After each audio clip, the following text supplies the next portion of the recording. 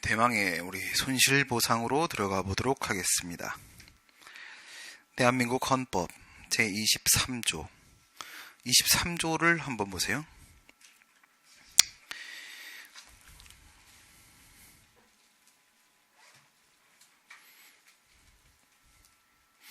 (23조에) 보시게 되면 1항 모든 국민의 재산권은 보장된다.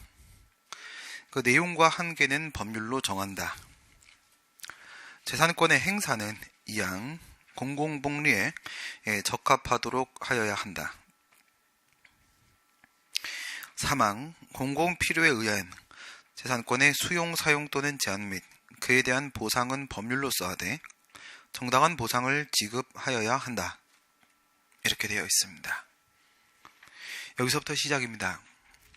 첫 번째, 모든 국민의 재산권은 보장된다. 재산권을 보호한다라는 의미입니다. 재산권을 보호하는데 1항에 나와 있는 얘기는 존속 보장을 통해서 재산권을 보호하겠다라는 얘기인 겁니다. 국가가 어떤 공익 목적으로 행하는 사업이라고 하더라도 함부로 국민의 재산권을 침해해서는 안 됩니다.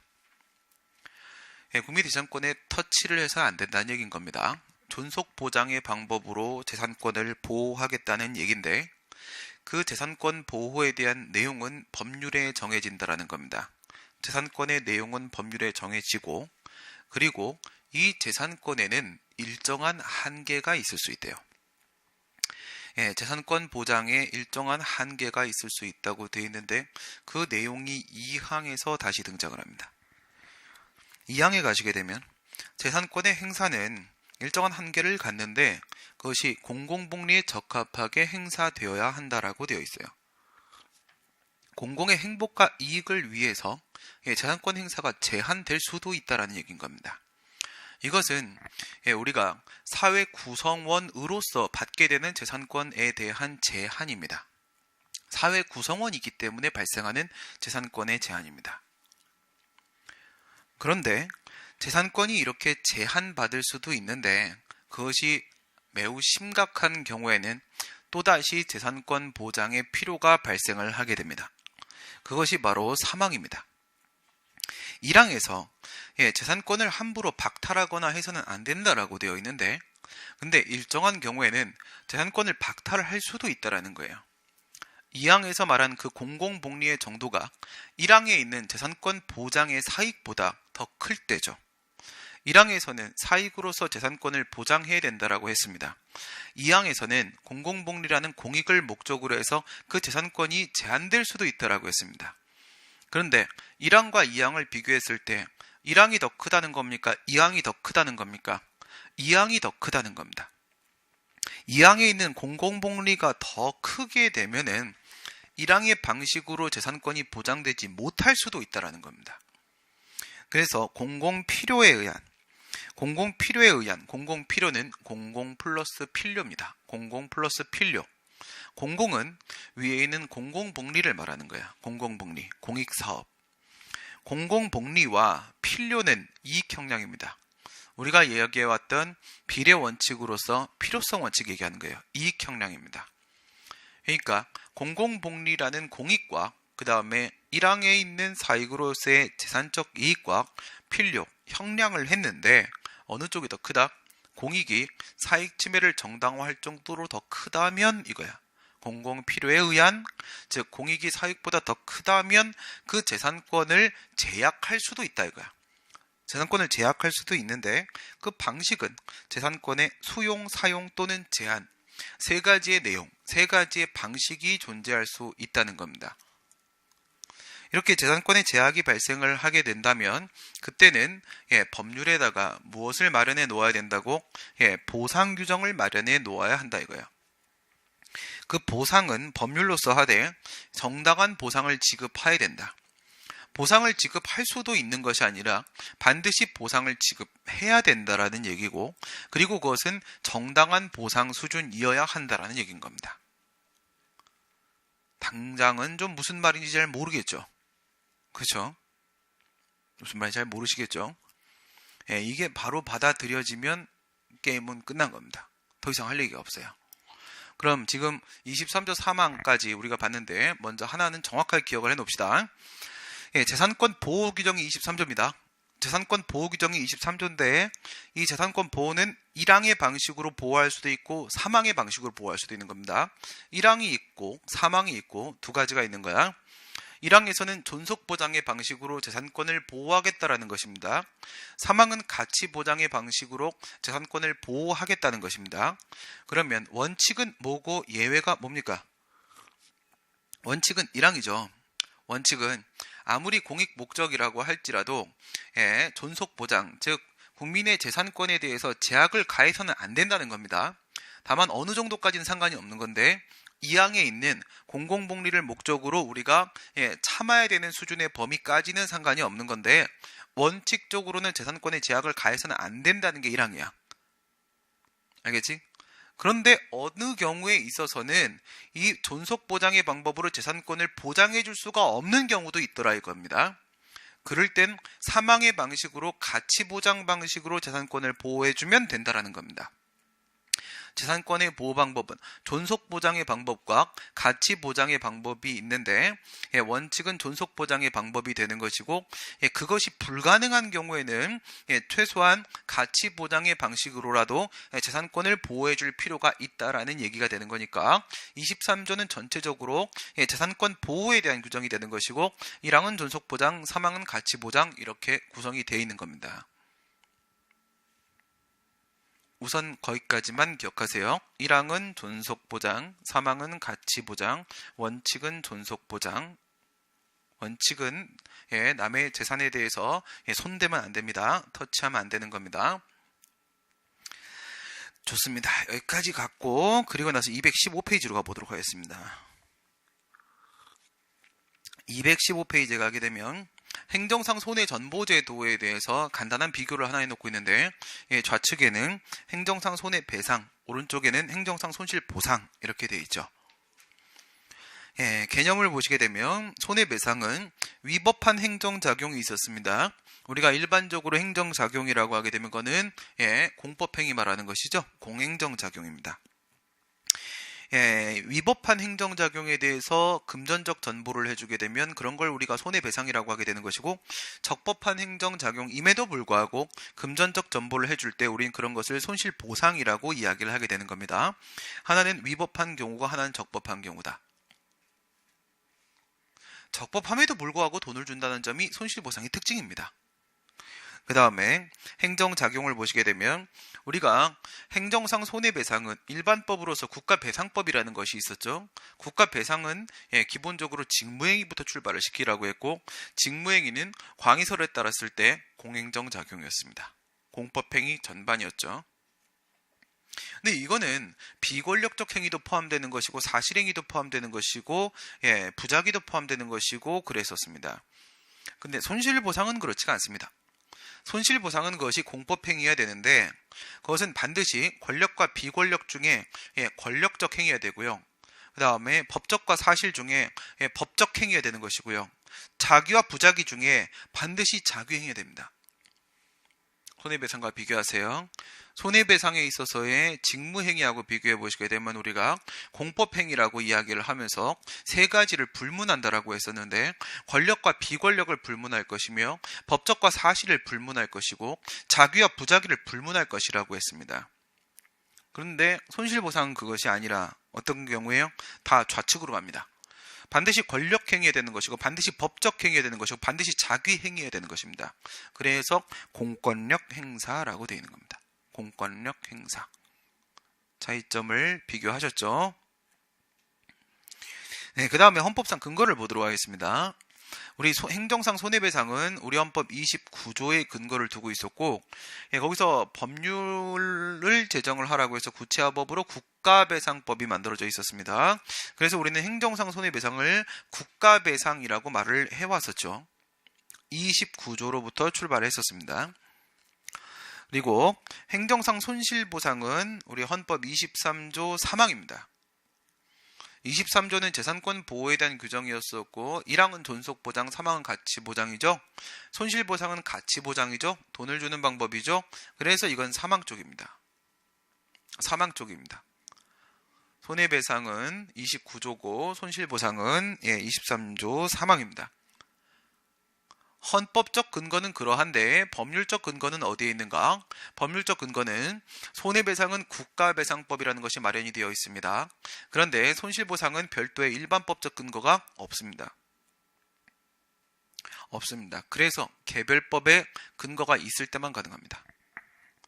개별법에 근거가 있다라는 것은 무슨 말이에요? 개별법에 아까 23조 3항 생각해 보세요. 공용 수용과 사용과 제한 등의 이와 같은 재산권 제약의 경우에는 반드시 법적 근거가 있어야 된다라고 했죠. 다시 한번 확인해 보세요.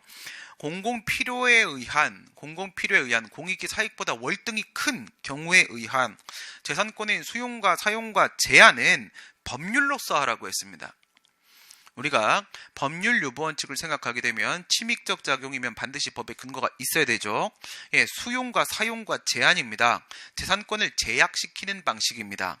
이건 당연히 침익적 작용이죠. 침익적 작용이면 법률 유보에 적용을 받을 것이고 따라서 반드시 법적 근거가 있어야 되겠죠. 있어야 되는데 그것을 우리 개별적 법률 유보 규정으로 23조 3항에서 다시 한번 확인했습니다.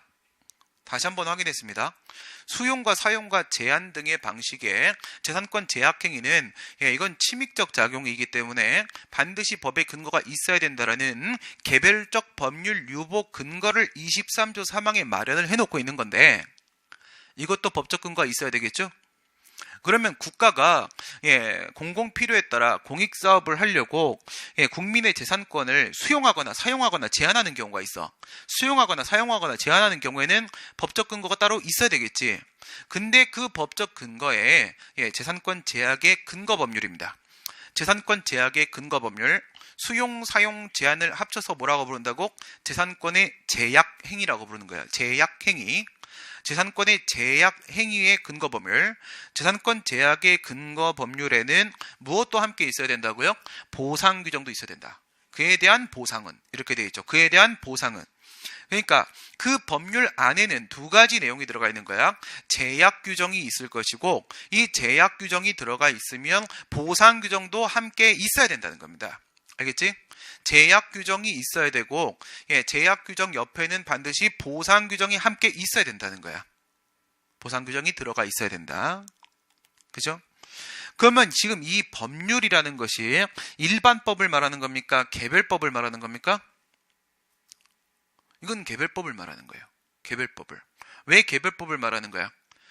수용에 대한 법률, 사용에 대한 법률, 그 다음 제한에 대한 법률, 그리고 그것이 A 사안인지 B 사안인지 C 사안인지 각각의 상황마다 그 재산권 제약의 근거 법률로 뭐가 마련이 되는 겁니까?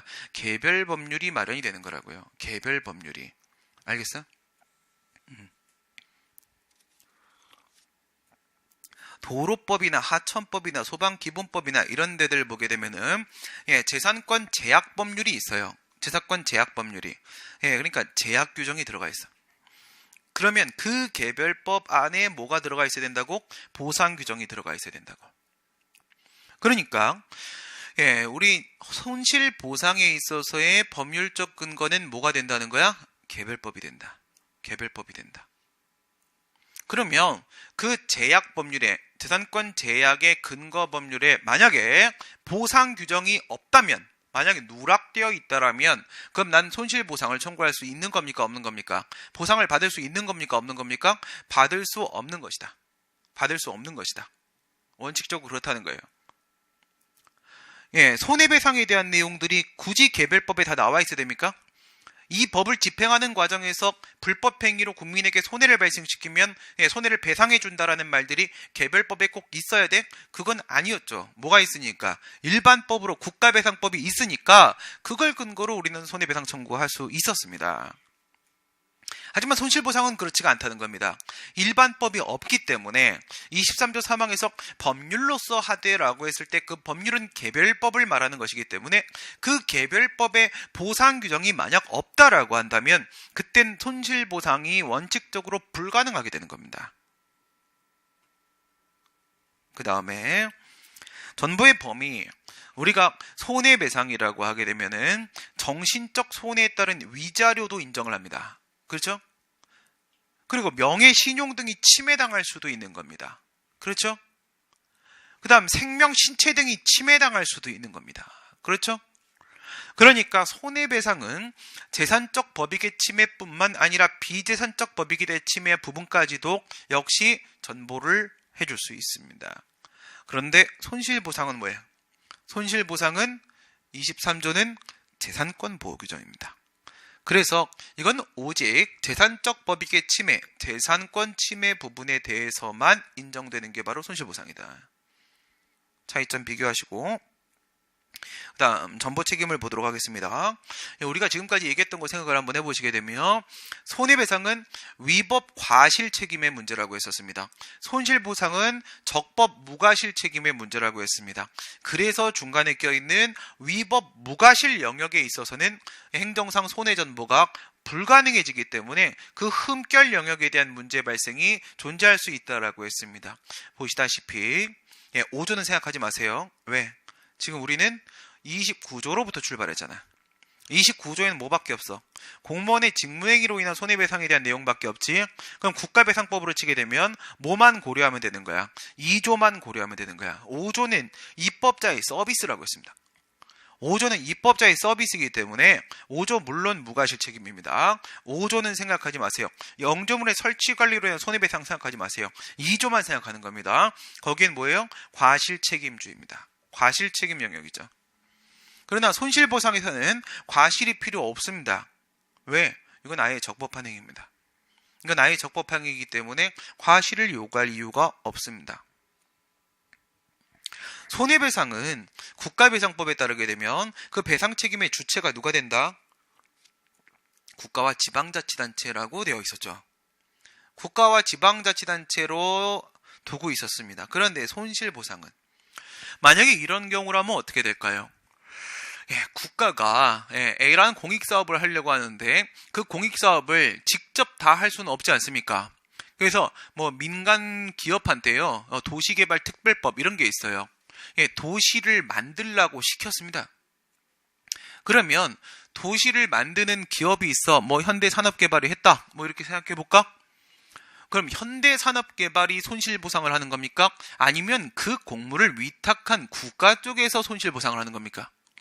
사업시행자인 현대산업개발이 얘가 손실보상을 하는 겁니다. 이쪽은 반드시 국가와 지자체가 되는 것이 아니라는 겁니다. 물론 국가와 지자체가 사업시행자일 수도 있습니다.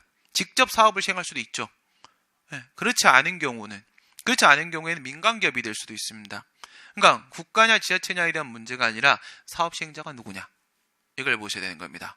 그 공익사업을 시행하는 사업시행자가 누군지를 보시고 그 친구가 손실보상을 하게 된다는 거예요. 손해배상하고 손실보상하고 지금 간단하게 한번 비교를 해봤죠. 차이점을 확인한 상태에서 이제 손실보상을 들어갑니다. 손해배상을 방금 전까지 했으니까 손실보상을 들어가면 앞으로 가보도록 하겠습니다. 208페이지. 행정상 손실보상이란 적법한 공권력 행사에 의한 재산상의 특별한 희생에 대하여 사유재산권의 보장과 전체적인 공평부담의 견제에서 행정주체가 행하는 그 사업시행자도 행정주체입니다. 공무를 위탁받았죠? 위탁받은 공무를 수행하는 범위 내에서는 공무수탁사인이 되기 때문에 걔네들도 행정주체에 맞는 거죠? 문제 없습니다.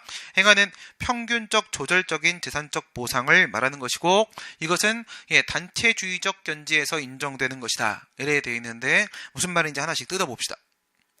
첫 번째, 손해배상은 위법한 행위여야 되는 겁니다. 그런데 손실보상은 적법한 행위에 의해서 발생한 재산권 제약입니다.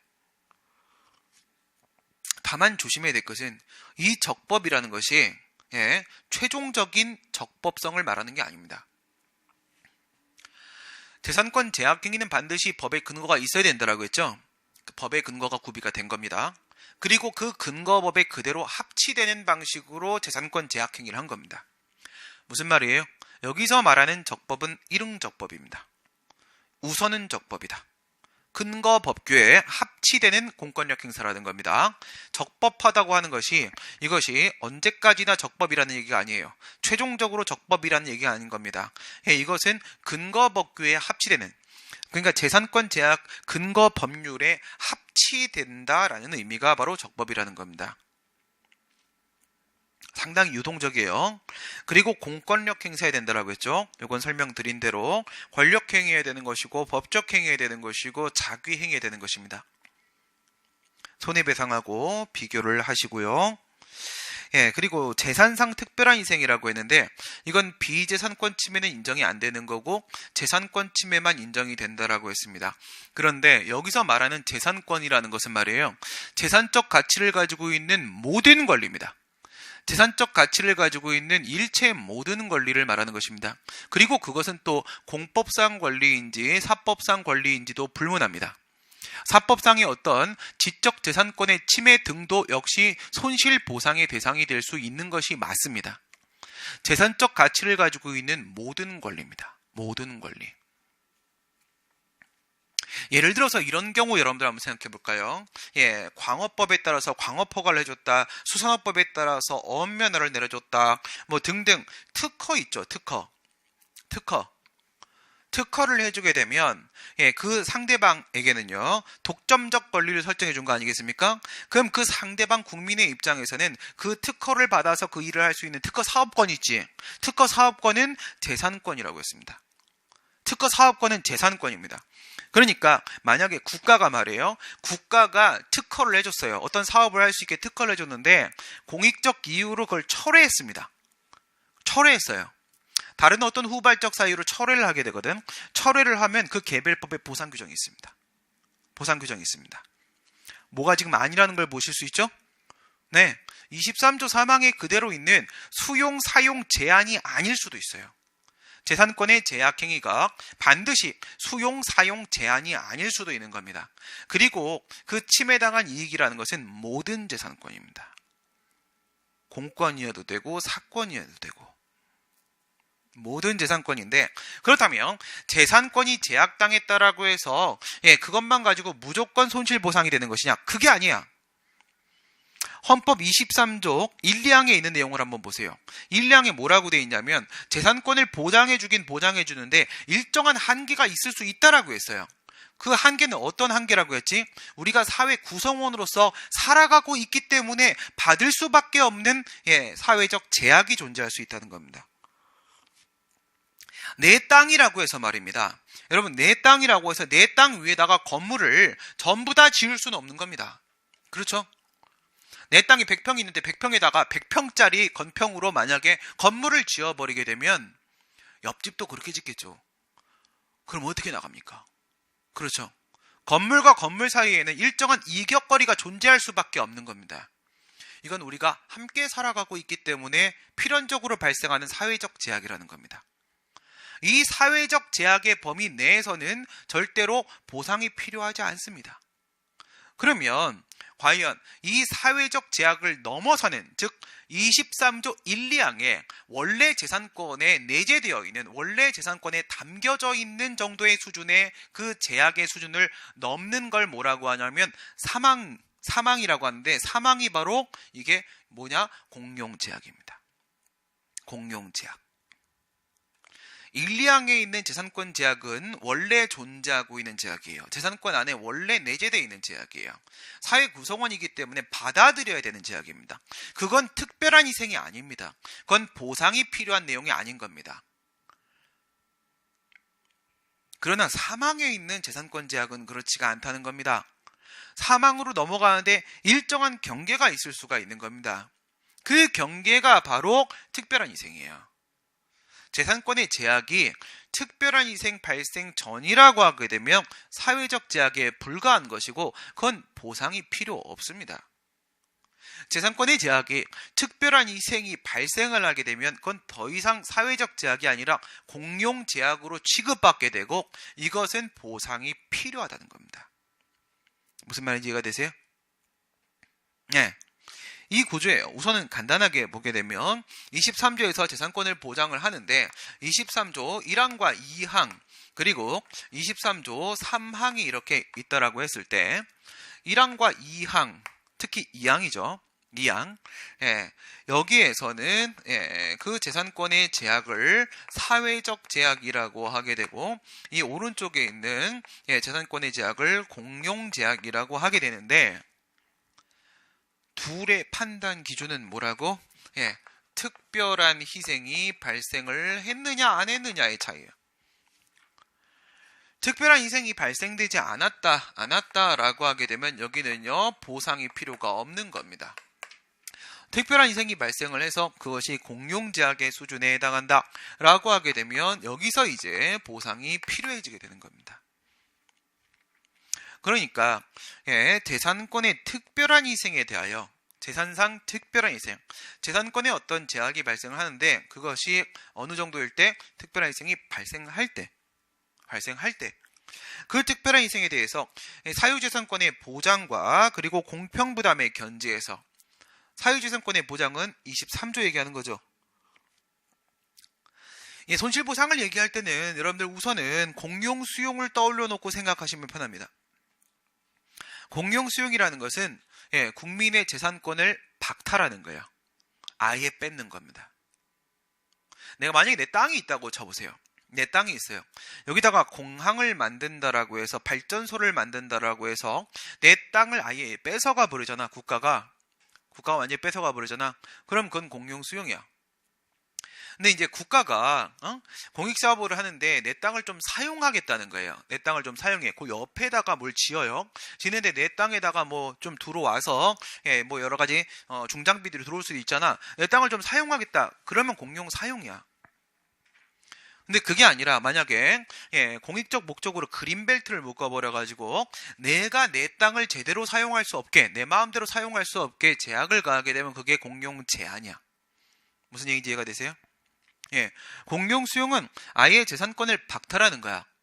공용 사용은 공익 목적으로 국가가 내 재산을 사용하는 거예요. 공용 제한은 공익 목적으로 내가 내 재산을 사용하는 것을 그것을 제한시키는 겁니다. 수용과 사용과 제한입니다. 우선 수용과 사용과 제한인데 돌돌의 관계를 조금 더 한번 비교를 해드리도록 하겠습니다. 우선은 손실보상 얘기할 때는 공용 수용을 머릿속에다 떠올리면서 생각하세요. 공용 수용을 머릿속으로 떠올리면서 땅을 뺏는다 이렇게 한번 생각을 해놓고 그리고 고민을 연결하시면 편합니다. 사유재산권 보장, 재산권을 보호하기 위해서 손실보상을 해주는 거죠. 다만 방식이 뭐가 아니라 뭐인 거예요? 존속보장 방식이 아니라 가치보장 방식으로 이루어지고 있다 이거예요. 어쨌든 사유재산권을 보장하기 위한 측면입니다. 그리고 공평부담이라고 했어요. 공평부담이라는 것은 옆에다 써놔보시고 공적 부담 앞에의 평등 원칙입니다. 공적 부담 앞에 평등 원칙. 공적 부담 앞에 평등 원칙입니다. 전체적인 공평부담이라고 얘기했는데 지금 여기서 공익사업을 지금 시행을 하는 거 아니겠습니까? 공익사업, 공익 목적으로 지금 행하는 사업입니다. 그러면 공익이라는 건 뭐예요? 공익은 전체 이익이죠. 사익은 개인적 이익을 말하는 거죠. 전체 이익인가 개인의 이익인가에 따라서 그것이 공익인가 사익인가가 달라질 수가 있겠죠. 지금 공익사업을 시행하고 있습니다. 그러니까 전체 이익을 위해서 지금 시행하는 사업이야. 그러면 누가 그에 따른 비용을 부담해야 된다는 겁니까? 전체가 함께 부담해야 된다는 겁니다. 전체가.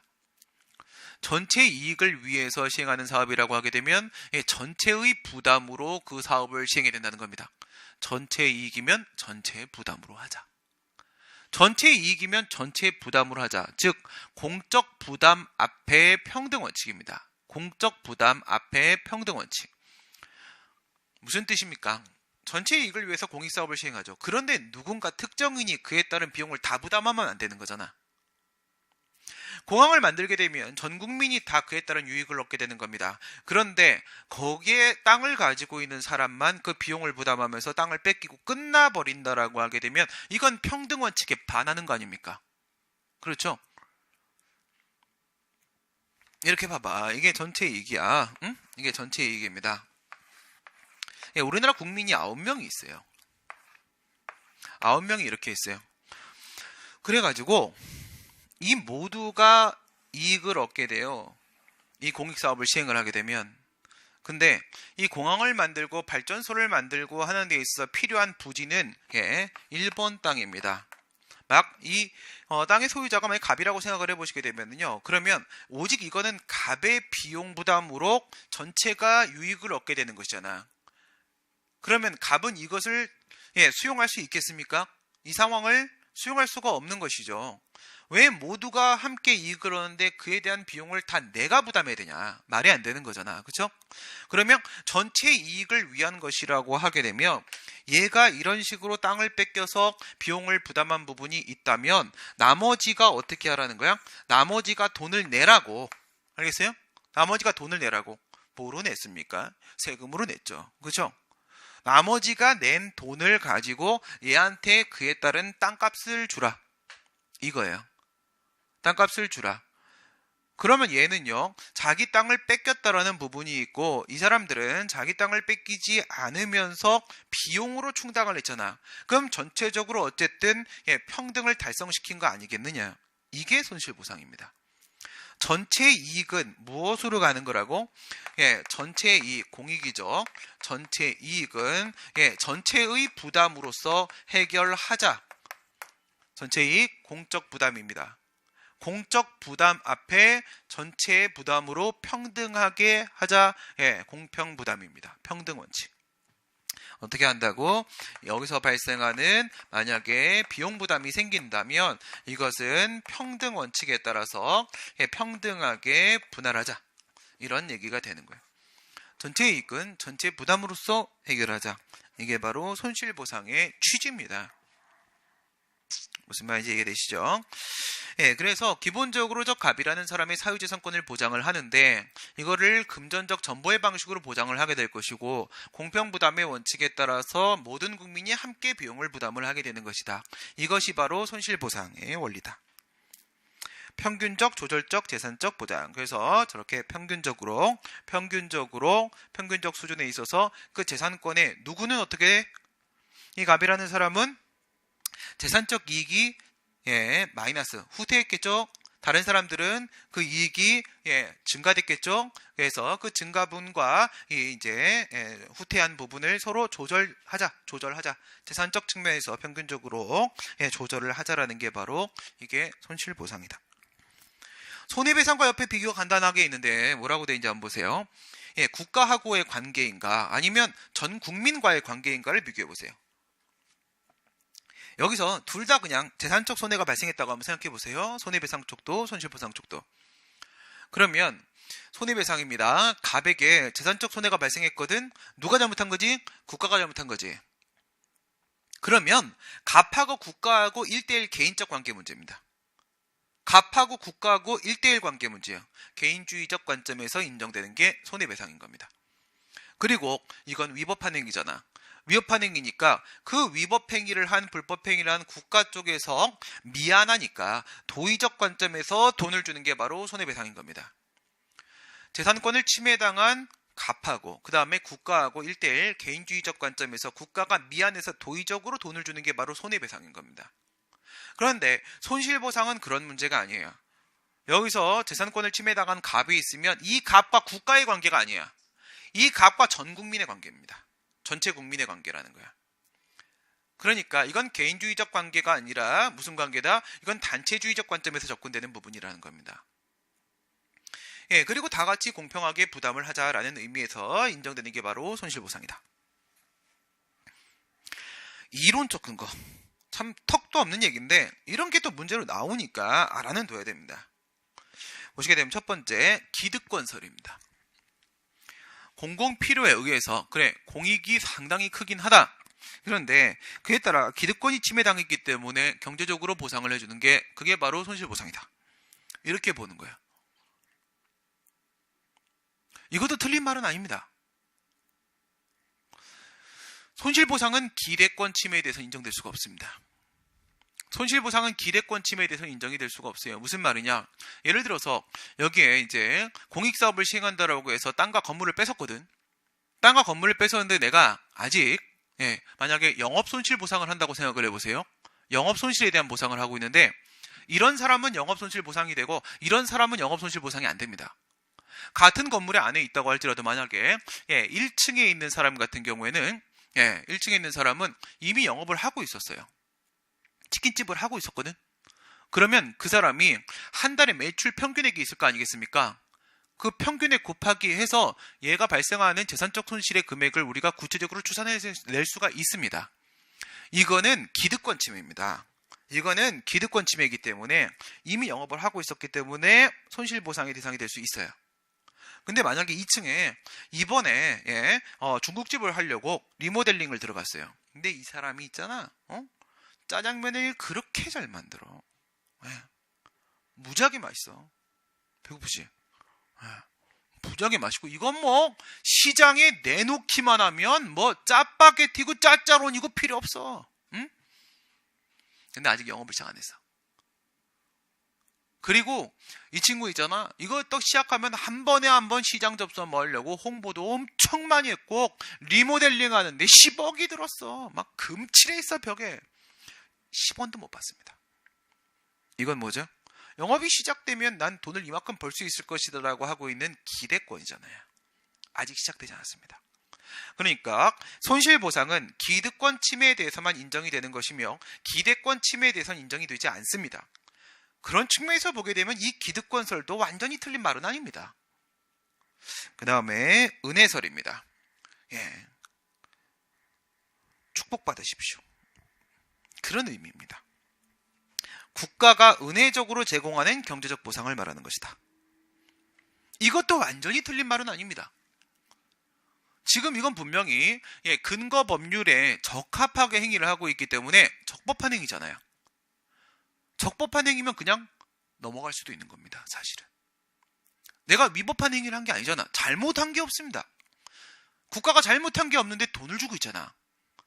사법관계에서는 결코 존재할 수 없는 이런 제도가 공법관계에서만 예외적으로 인정이 되고 있는 거 아니겠습니까? 그러니까 공법관계에서 이런 걸 인정하는 것은 국가가 은혜적으로 돈을 주는 것이다 라고 말을 해도 뭐 이름 타당한 면도 있습니다. 적법하게 행위했으니까 뭐 별다른 책임을 질 건 사실 없는 거거든요. 그죠?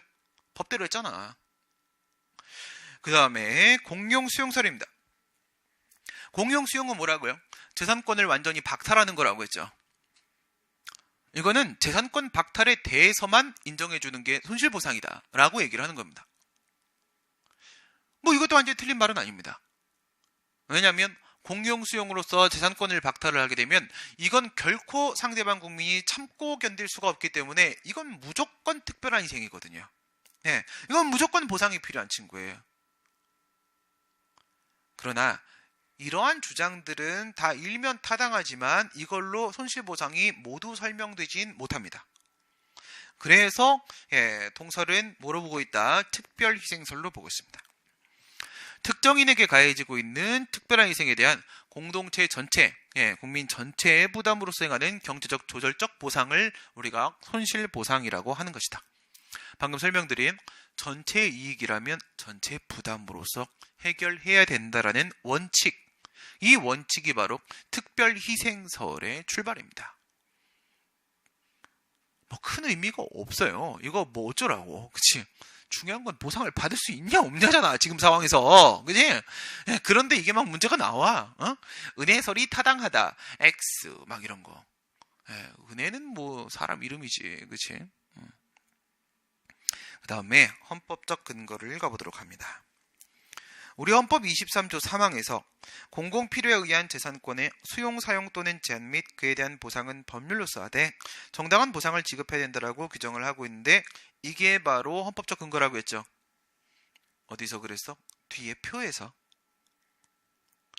법률적 근거. 손해배상과 달리 일반법이 없기 때문에 개별법의 근거가 있을 때만 원칙적으로 손실보상이 된다고 했습니다. 그러면 지금 이 얘기를 했으니까 헌법 23조 3항이 손실보상의 근거라며, 그럼 23조를 한번 볼까요? 아까 봤잖아. 그걸 보자는 게 아니야. 213페이지로 갑니다. 이 23조 3항이 과연 어떤 의미를 가지고 있는 건지 맨 밑에 있는 겁니다. 맨 밑에 있는 현재 87년 개정 헌법, 이게 아까 우리가 봤던 내용이에요. 첫 번째 1항 모든 국민의 재산권은 보장된다. 함부로 재산권을 제약하지 마라. 건들지 말라는 겁니다. 재산권의 내재적 제약에 대한 규정입니다. 그 내용과 한계는 법률로 정한다. 그래, 보장하는데 여기에도 뭐가 있을 수 있다? 재산권의 한계가 존재할 수 있다. 한계가 존재할 수 있는데 그 한계는 법률로서만 제한할 수 있다는 얘기인 겁니다.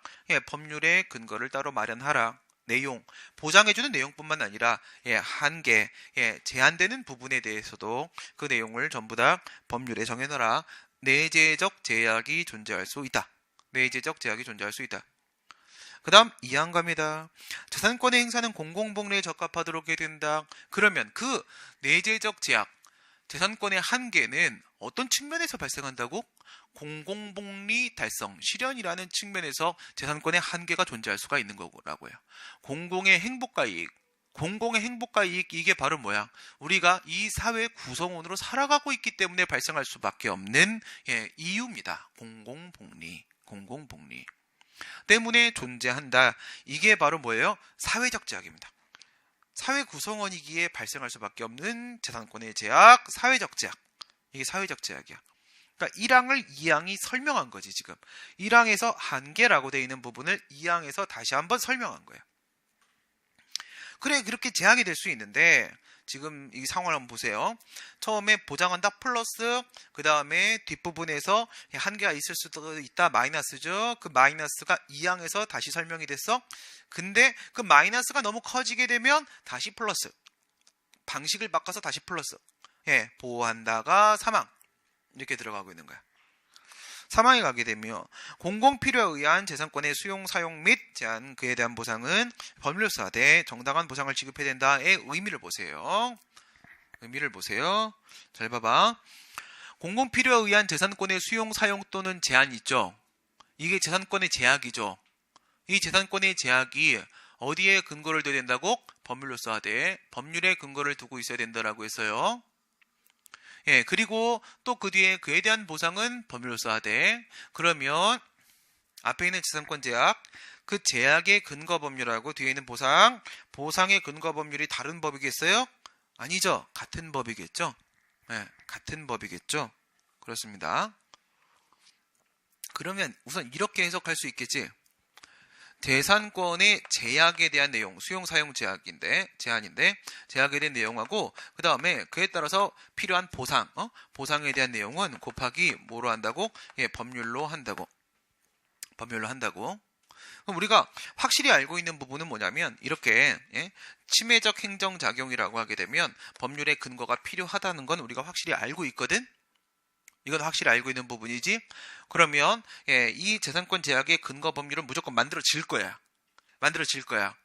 근데 이 안에 모두 포함된다고요? 보상 규정도 포함이 된다고. 보상 규정도. 근데 이 보상 규정이 반드시 들어가 있어야 되는 겁니까? 아니면은 있어도 그만, 없어도 그만인 겁니까? 그건 모르지. 그건 모르는데 뒤를 보세요. 뒤에 뭐라고 돼 있어? 그래, 그렇게 하는데 보상을 지급하여야 한다. 하여야 한다, 이 부분이에요. 지급하여야 한다. 지급하여야 한다라는 것은 무슨 말이에요? 이 보상은 필수사항이다. 재산권 제약의 근거 법률에 보상 규정이 들어가는 것은 이건 필수적인 문제인 것이지 옵션이 아니다. 들어가도 안 들어가도 그만인 게 아니라 반드시 들어가야 된다.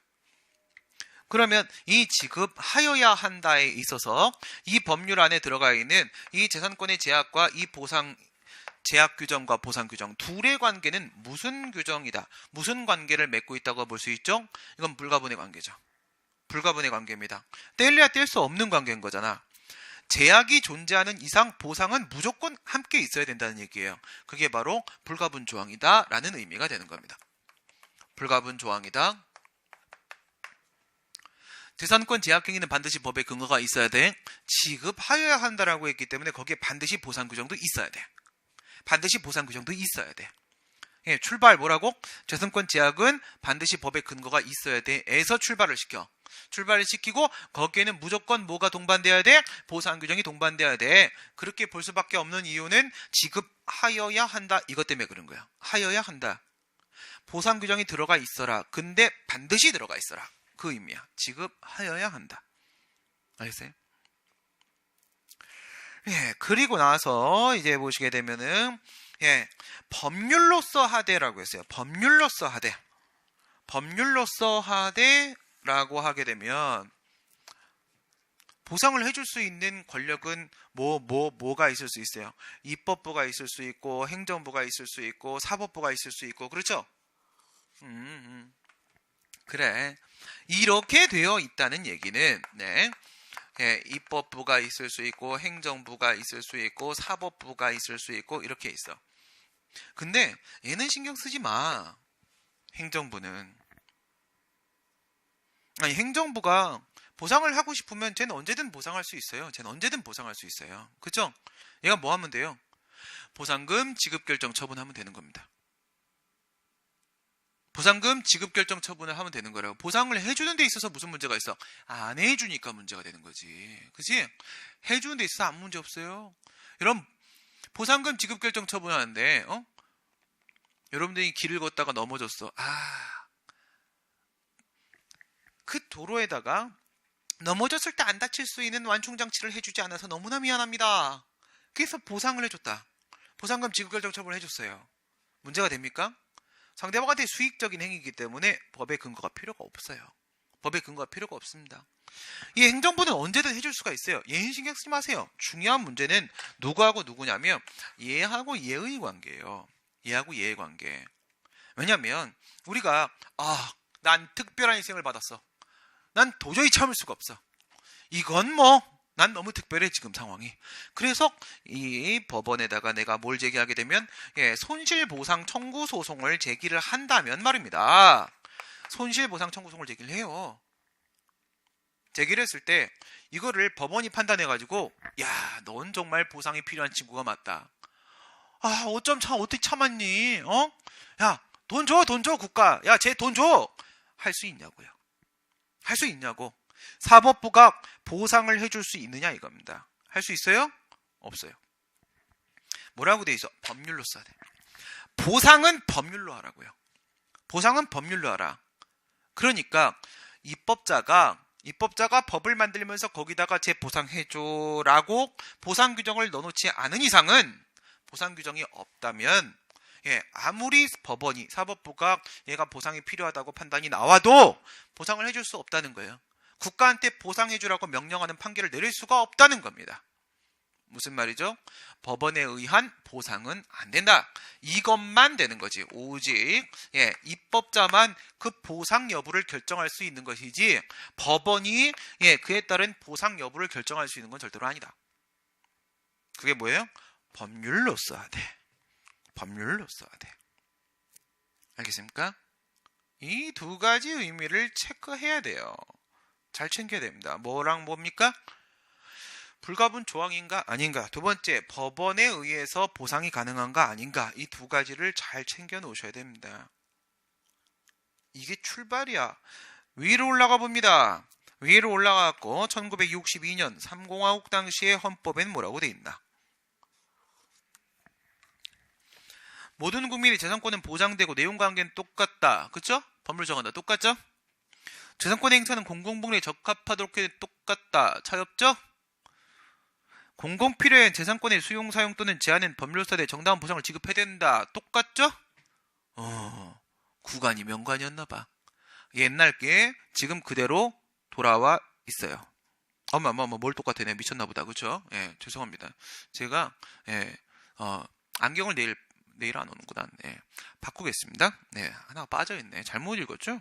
수용, 사용 제한은 법률로하되 뭐가 포함이 안 돼 있어요? 보상이 포함이 안 돼 있죠.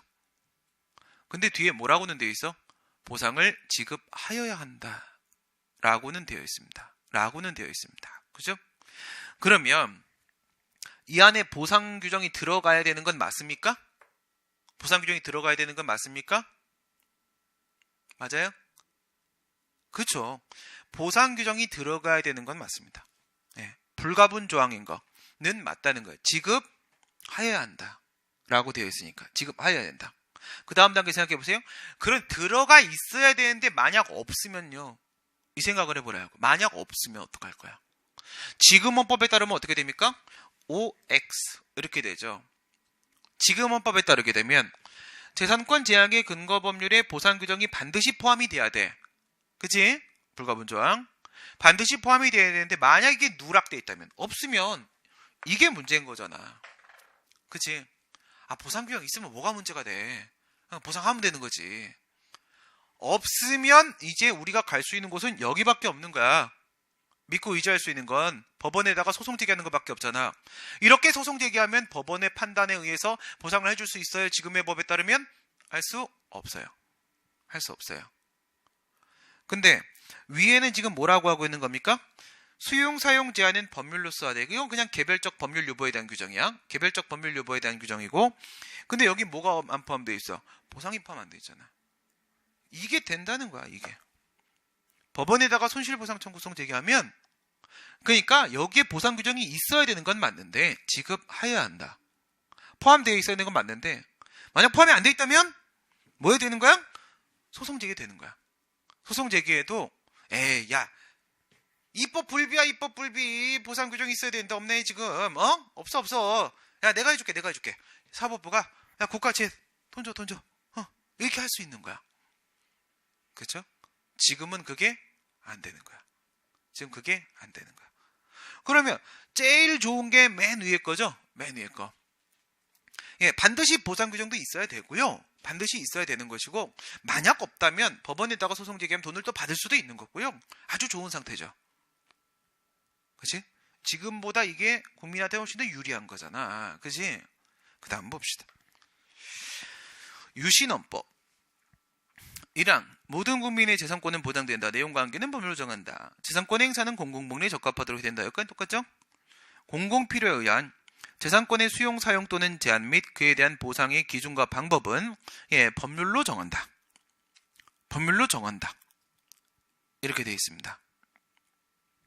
그럼 보세요. 첫 번째, 반드시 보상 규정 있어야 됩니까? 반드시 보상 규정 있어야 돼요? 지급하여야 한다. 라는 표현이 없죠. 그렇죠? 보상 규정도 뭐 법률에 넣어 뭐 이렇게 한 거야. 법률에 넣어. 그 말씀은 보상 규정이 반드시 재산권 제약의 근거 법률에 있어야 되는 건 아니라는 겁니다. 지금 입법자한테 기회를 줬죠. 국민의 재산권을 함부로 박탈하고 보상은 안 해줘도 되는 거. 그래도 입법부에 문제가 있는 건 아니다.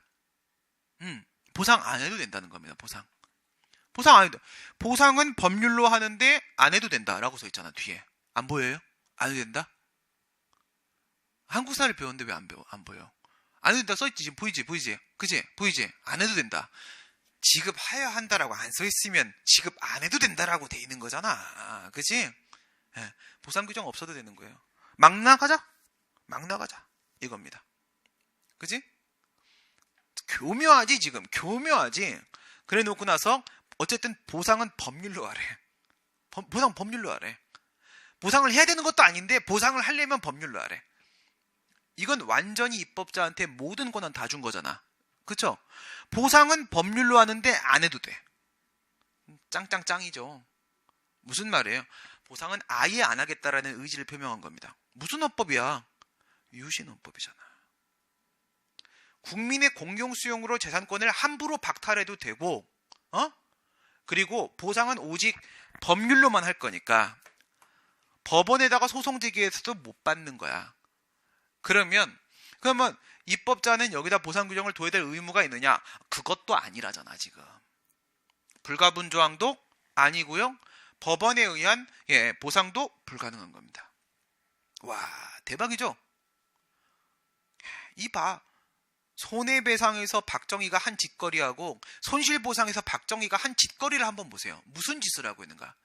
국민은 두드려 팰 대상이지 보호해줄 대상이 아니라고 자기가 헌법에서 다 명시하고 있잖아요.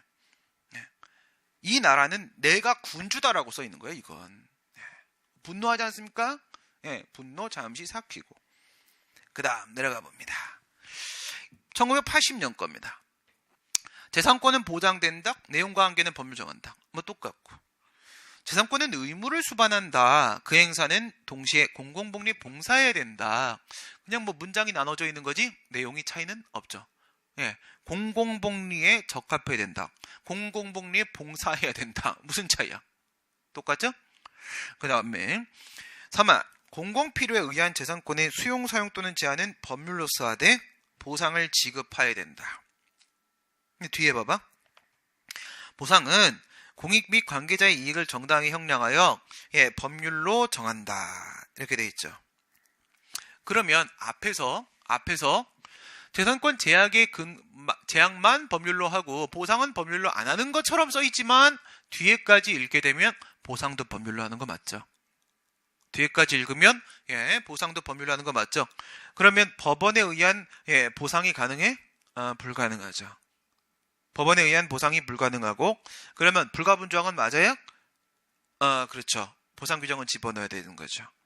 그러니까 바로 위에 있는 80년도 거하고 밑에 있는 87년도 게 어쨌든 뭐 표현은 좀 다른데 내용은 똑같은 거지. 표현은 좀 다른데 내용은 차이가 사실상 없는 대동소이한 겁니다.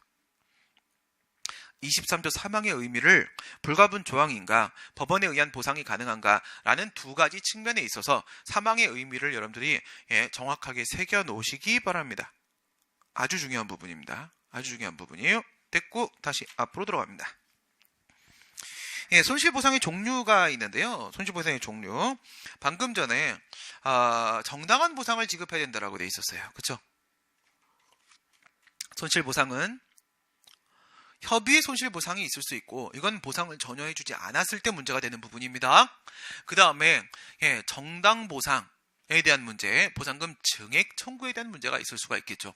보상을 해주긴 해준 거야. 해주긴 해줬는데 금액이 너무 적은 거죠. 그럴 땐 정당보상을 요구할 수 있겠죠. 무슨 말인지 이해가 되십니까? 아니 우리 당사자 중에서 배웠던 거 한번 생각해봐. 토지 소유자가 사업시행자를 상대로 형식적 당사성을 제기하면서 보상금 증액 청구성을 제기하잖아요. 이게 보상을 안 해준 거야 이게? 보상해준 거잖아. 보상은 해줬는데 금액이 너무 낮다는 거잖아. 그러니까 보상금 증액을 해달라고 한 거 아니겠습니까? 그러니까 손실보상의 문제는 두 가지 측면이 있을 수 있다고. 아예 보상을 안 해주는 경우에 있어서의 협의의 손실보상의 문제가 있을 수 있는 거고, 보상을 해주긴 해주는데 장난치는 경우에 있어서의 보상금 증액 청구에 대한 문제가 존재할 수 있다는 겁니다. 이해가 돼요? 그렇겠지. 왜? 정상적인 보상은 정당 보상이 나와야 되는 거니까 뒤에 것도 존재할 수가 있는 거잖아. 그렇지? 그럼 정당 보상이란 건 여러분들 이게 주관적 가치에 대한 보상을 말하는 겁니까? 객관적 가치에 대한 보상을 말하는 겁니까? 주관적 가치에 대한 보상을 말하는 거야? 객관적 가치에 대한 보상을 말하는 거야? 뭐 이렇게 봐봐. 이 분필 얼마인지 알죠? 노란색이기 때문에 비싸요? 그건 아니에요. 이 분필은 하나에 70원 정도 하거든요. 70원 정도 하는데 여러분들이 봤을 때는 이 분필은 그냥 70원짜리 가치밖에 없는 거죠. 근데 제가 봤을 때는 어떻습니까? 저는 이걸로 먹고 사는 사람이에요. 그리고 저는 노란색을 제일 많이 쓰잖아. 그쵸? 노란색 없이는 수업을 못하는 놈이야. 나한테는 이게 얼마짜리야? 이거는 700만 원짜리야. 알겠어? 700만 원짜리면 객관적 가치로 하게 되면은 이게 시장 판매가로 나한테 얼마를 주면 돼요? 70원 주면 되죠. 이거 뺏어가면. 주관적 가치에 따르게 되면 700만 원 주셔야 되거든요. 이렇게 되는 거거든. 그럼 여러분들 70원 주면 되겠어요? 700만 원 주면 되겠어요? 700만 원 줘야죠. 내 입장에서. 그렇죠? 70원 줘야죠. 70원. 그러니까 옛날에는 그 재산권을 가지고 있는 사람이 이에 대해서 어느 정도의 가치를 부여하고 있는지 그 주관적 가치에 따라서 평가를 하고 보상을 해주던 시절이 있었어요. 근데 이렇게 해버리면은 분쟁이 너무 심하지 않습니까? 사람마다 다 다를 거 아니야. 그 물건에 대한 가치가. 그렇죠? 지금은 뭘 기준으로 한다? 객관적 보상. 객관적 보상이 지금으로서는 정당 보상인 겁니다. 토지에 대한 객관적 가치에 대한 보상만 해준다는 겁니다. 그러면 기준을 우선 잡아놨죠? 주관적 가치를 기준으로 하는 게 아니라 객관적 가치를 기준으로 하기로 했습니다. 그러면 이게 70원이지 그럼 국가가 60원만 줘도 됩니까? 야, 그래도 70원에 거의 상당한 수준으로 내가 보상해줬잖아. 상당 보상의 원칙. 맞습니까? 아니면 70원은 꽉 채워줘야 되는 겁니까? 완전 보상의 원칙. 뭘 해줘야 됩니까? 완전 보상을 해줘야 되는 겁니다. 완전 보상을. 두 가지만 기억해 놓으세요. 뭐라고요? 객관 보상이면서 완전 보상이다. 객관 보상이면서 완전 보상. 그게 바로 정당한 보상이라는 겁니다. 정당한 보상. 그래요. 그 다음에 손실보상 청구권의 성립 요건을 한번 보도록 하겠습니다. 이건 어디서 끌어내야 되는 거겠어요? 손해배상은 국가배상법이라는 일반법이 있기 때문에 그 법률을 근거로 우리가 배상책임의 요건을 논의했다면, 손실보상은 개별법의 근거를 두고 있기 때문에 그건 법마다 요건 다 달라요. 다 다르니까 그걸 두고는 우리가 어떤 기준을 제시할 수가 없어요. 뭘 가지고 얘기해야 돼? 헌법을 가지고 얘기할 수밖에 없습니다. 그래서 헌법 제23조 3항으로부터 도출되는 손실보상 청구권의 일반적인 성립 요건, 이게 모든 판단의 기준이 되는 겁니다. 첫 번째, 공공필요입니다. 공공필요. 23조 2항에서 공공복리에 적합하도록 행사하기 위해서 재산권이 제약될 수도 있다라고 했는데, 그게 더 커지면 공공필요가 될 수가 있는 겁니다. 공공필요가. 오케이? 예, 그래요. 공공필요는 뭐 플러스 뭐라고 했어요? 공공필요는, 여기서 공공필요는 공공과 필요라고요. 공공과 필요다. 그 얘기는 우선 기본적으로 공공복리, 이거는 보통 공익사업입니다. 공익사업. 공익사업 시행을 목적으로 한다. 그래서 재산권을 제약하는 것이다. 공익사업은 왜 하는 거예요? 공공의 행복과 이익을 증진시키기 위한 목적으로 하는 거 아니겠습니까? 그쵸? 예, 공항 계속 만드는 이유가 뭐야? 예, 만든 이유는 좀 더 편하게 가라는 거잖아. 그치? 예, 국제공항이 인천에만 있으면은 밖으로 나가려면 예, 다 서울까지 기어 올라와야 되는 거잖아. 그쵸? 물론 인천이 서울은 아닙니다만 여기까지 기어 올라와야 되는 거잖아. 물론 기어 올라오지 않고 차 타고 올라오겠지만 아무튼 멀리 와야 되는 거잖아. 그치? 그럼 뭐 여기 지방에도 뭐 국제공항 만들고 뭐 이렇게 한다고 하게 되면 그게 다 뭐야? 공공의 행복과 이익을 증진시키기 위한 목적이야. 근데 아무리 예, 전체 이익에 기여하는 바가 있다고 해서 남의 땅 막 뺏고 막 그러면 안 되잖아. 사망은 남의 땅 막 뺏어도 된다는 전제가 지금 깔려 있는 거거든. 남의 땅 뺏고 막 그러면 안 돼. 그래서 뭐라고요? 예, 플러스 뭐가 이익 형량. 이익 형량. 여기서 온 공익하고 말이에요. 여기서 온 공익. 여기서 온 공익하고 그 다음에 사익을 형량하라. 이 사익은 어디에서 온 친구야? 이거는 23조 1항의 사유재산권 보장. 사유재산권 보장. 여기서부터 온 친구야. 얘는 어디서 온 친구야? 얘는 23조 2항에서 온 친구잖아. 공공복리. 그쵸? 2항하고 1항하고 싸움 한번 붙여봐. 이거야. 2항하고 1항하고 싸움 한번 붙여봐. 근데 2항이 월등히 강하지? 그럼 빼서. 이거요. 빼서. 공공복리에 적합해야 되고 공공복리가 워낙에 싸움을 잘해. 워낙에 싸움을 잘하면 공공필요가 인정된다. 여기서 여러분들한테 문제가 나오면 진짜 유치하게 나와요. 뭐라고 나오는지 알아요? 공공복리와 공공필요 중에 어느 게 더 넓고 어느 게 더 좁은가? 어느 게 더 넓어요? 당연히 공공복리가 더 넓죠. 공공복리 중에서 사익한테 진 놈들은 죽는 거잖아. 그치? 예, 사익을 이긴 몇몇 소수의 공공복리만 살아남으면 그 살아남은 놈들의 이름이 공공필요야. 공공필요야. 그럼 공공필요가 훨씬 더 엄격한 거고 더 좁은 거 아니겠습니까? 공공복리가 훨씬 더 넓은 거 아니겠습니까? 그런 이제 범위 비교 뭐 이런 문제들을 막 내고 있습니다. 그 다음 적법한 공권력의 행사입니다. 적법한 공권력의 행사. 여기서 적법하다는 게 완전히 적법하다는 것을 의미하는 건 아니라고 했죠? 일응적법이라고 했습니다. 앞에 보면 재산권의 근거 법률에 합치되는 재산권의 제약 행위가 있으려면 반드시 근거 법률이 있어야 된다고 했어요.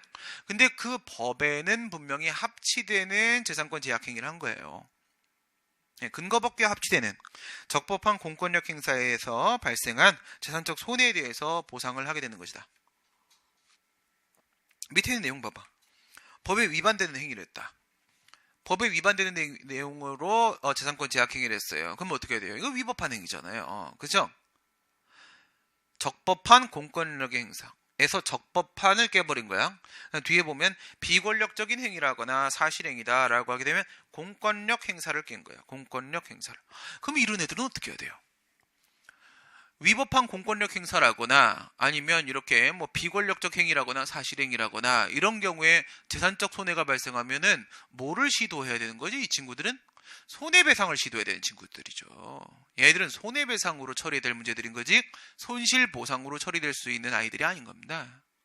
알겠지? 이건 손실보상 문제가 아니라 손해배상 문제다. 손해배상 문제다. 그 다음에 재산권에 대한 의도적 침해를 말하는 것이다. 적법한 공권력의 행사는 우선 기본적으로 공권력의 행사해야 되고 그리고 그것이 적법해야 되는 겁니다.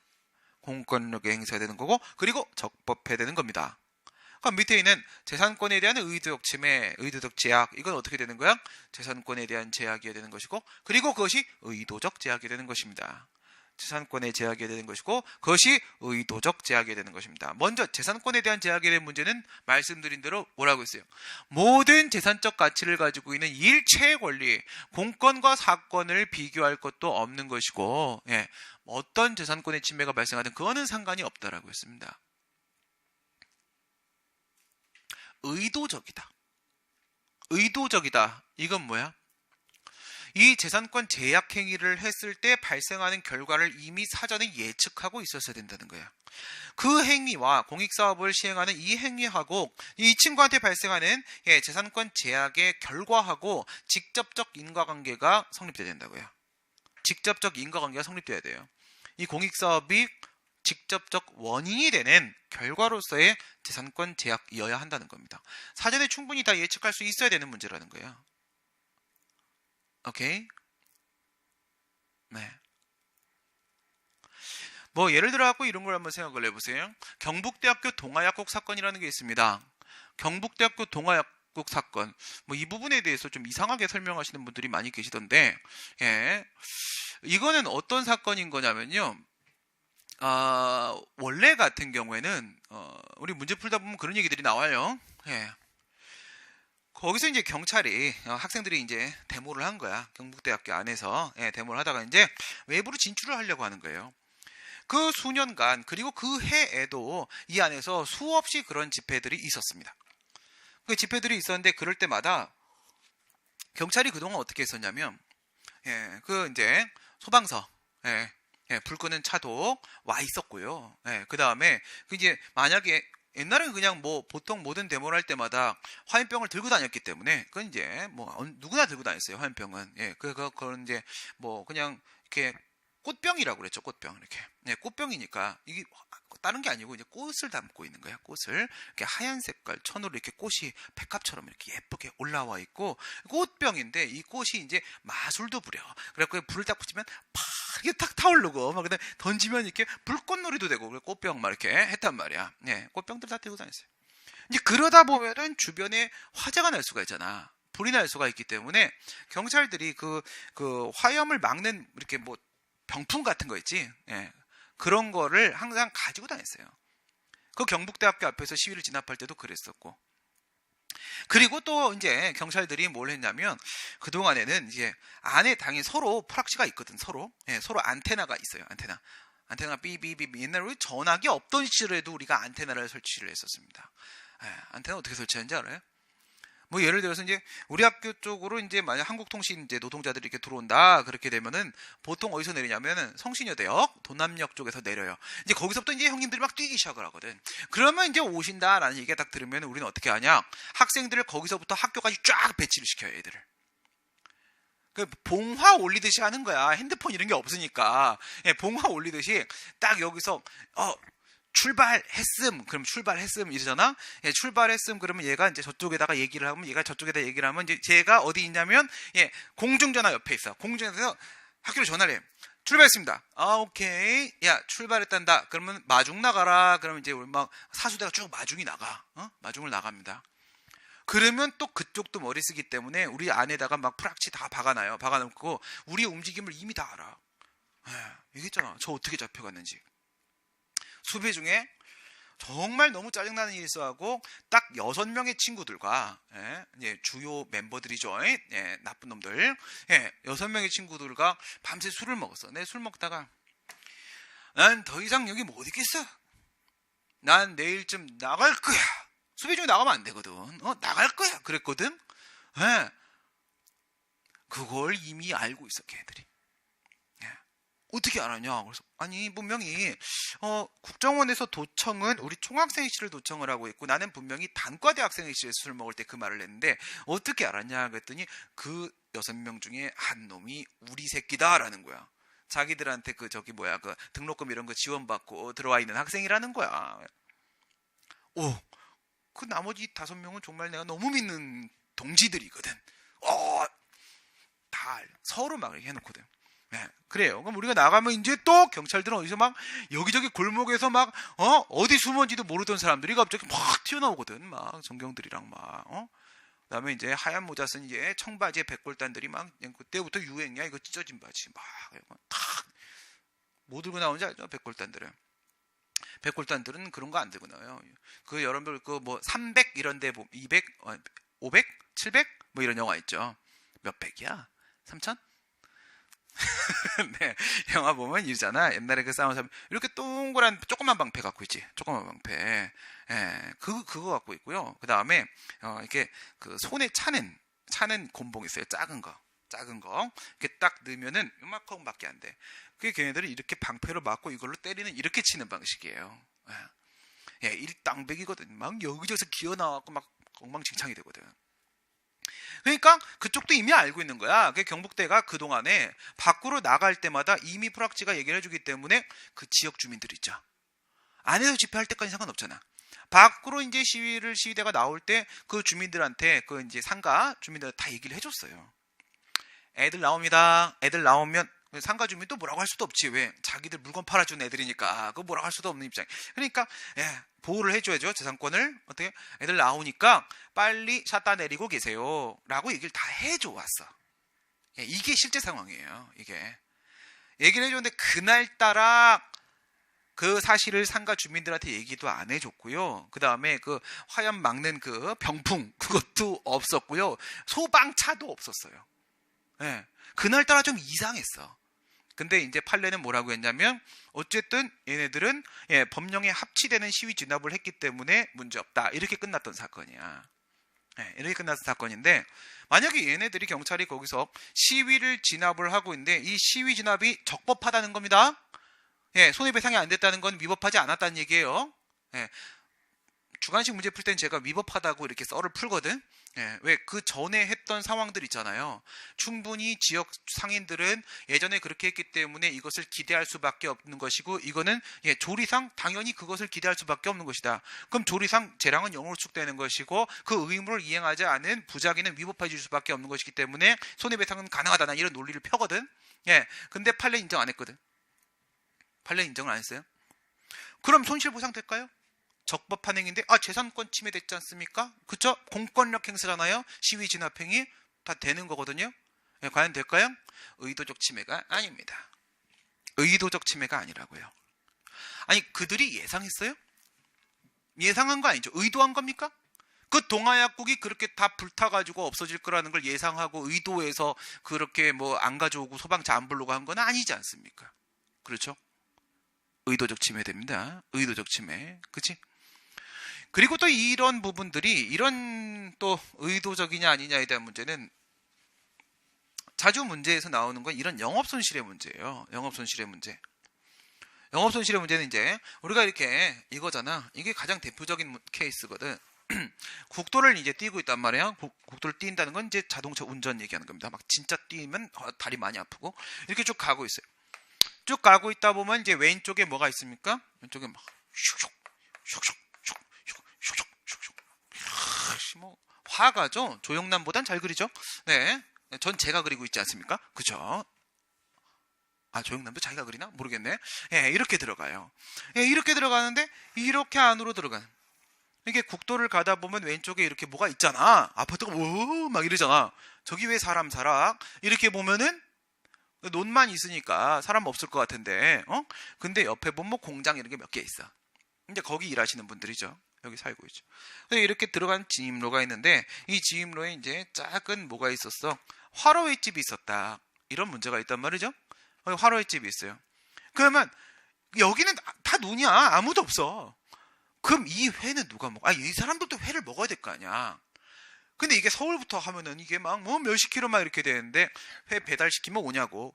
짜장면은 와요, 서울에서부터. 근데 예, 회는 안 오거든요. 짜장면은 저기 뭐 예를 들어서 태평양 중간에서 배가 고파서 짜장면 시키면 그건 와요. 예, 우리나라 짜장면은 어디든 가긴 가요. 회는 아직 그렇게 발달이 안 돼 있어요. 그래서 여기도 횟집이 있어야 되잖아. 그럼 이 회는 누가 먹어? 다 얘네들이 먹는 거라고. 근데 여기다가 만약에 발전소를 짓는다라고 해서 얘네들을 뭐야? 다 내쫓 갔단 말이야. 얘네들의 건물과 땅을 다 수용했습니다. 예, 땅을 다 수용을 했어요. 땅을 다 수용을 하고 얘네들을 다 자산권 박탈하고 내보내고 돈 주고 보상해주고 내보냈어요. 얘는 어떻게 되는 거야? 얘는 얘 땅이 뺏긴 게 아니잖아요.